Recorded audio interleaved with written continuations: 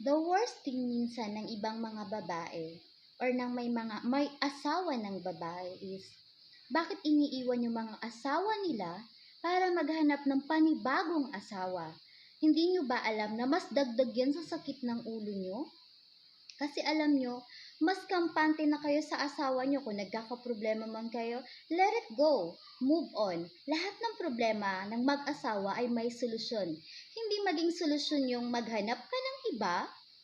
Diba? Isang katangahan, napakalaking pagkatanga-tanga ng mga babaeng nag-aasawa ng iba para ipalit sa asawang nagbibigay ng problema. O diba?